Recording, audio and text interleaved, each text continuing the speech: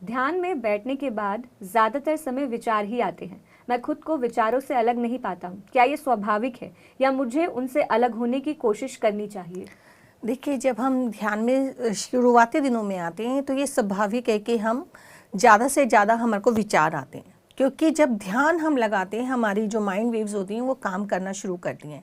जैसे आप देखिए कि जब आप घर की सफाई करते हैं दिवाली के समय, एकदम आप अपने घर को बहुत अंदर तक साफ़ करते हैं, हर एक अलमारी को साफ़ करते हैं, तो आपका घर तितर बितर हो जाता है, एक बार सारा मिस मैस हो जाता है।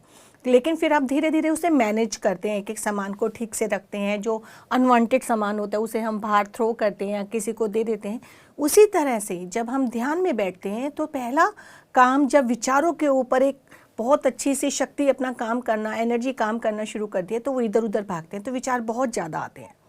उन विचारों को धीरे धीरे जब आप गहन ध्यान करेंगे, मतलब साधना ज़्यादा करेंगे और ज़्यादा देर तक करेंगे, तो ये विचार धीरे धीरे शांत होने लगते हैं।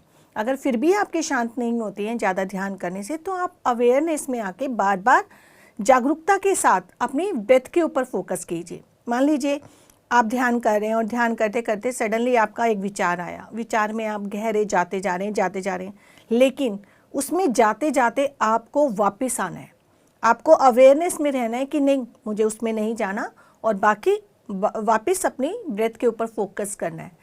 जब आप ये प्रक्रिया बार बार करेंगे तो धीरे धीरे विचारों की संख्या धीरे धीरे कम होगी, क्योंकि एक दिन में 60 से 70 हज़ार विचार हमें आते हैं, तो वो धीरे धीरे ही संतुलित होते हैं।